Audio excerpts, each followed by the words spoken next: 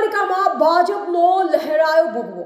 સાબરકાંઠા જિલ્લાના ખેડબ્રહ્મા પ્રાંતિજ અને તલોદ નગરપાલિકાની સામાન્ય ચૂંટણી 16/2/2025ના રોજ યોજાઈ હતી, જેના આજનું પરિણામ આવતા ખેડબ્રહ્મા પ્રાંતિજ તથા તલોદમાં ભાજપનો ભગવો લહેરાયો છે.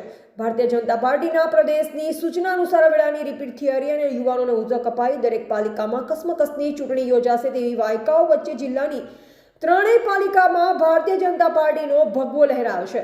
ખેડબ્રહ્મા શહેરમાં ભાજપ તથા કોંગ્રેસે તમામ 28 બેઠકો પર ઉમેદવાર ઉભા રાખ્યા. આમ આદમી પાર્ટીએ 3 બેઠક પર ઉમેદવાર ઉભા રાખ્યા હતા, જેમાંથી એક ઉમેદવારે ફોર્મ પરત ખેંચ્યું, એક ઉમેદવારે ભાજપને ટેકો જાહેર કર્યો તથા એક ઉમેદવાર ઉભો રહેતા તેની હાર થઈ હતી. ખેડબ્રહ્મા શહેરમાં વોર્ડ નંબર 1 તથા 3માં ભાજપની પેનલ તથા 4 તથા 7 નંબરમાં કોંગ્રેસની પેનલનો વિજય થયો હતો.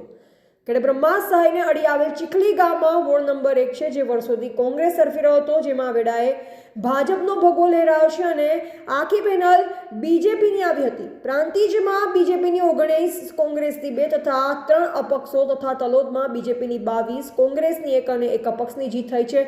ખેડબ્રહ્મા શહેરમાં ભારતીય જનતા પાર્ટીની 17 સીટો આવતા જીતેલ ઉમેદવારો તથા ભાજપના કાર્યકર્તાઓ તથા ટેકેદારોએ ખેડબ્રહ્મા શહેરમાં ઠેર ઠેર ફટાકડા ફોડી મુખ્ય રસ્તા પર વિજય સરઘસ કાઢ્યું હતું.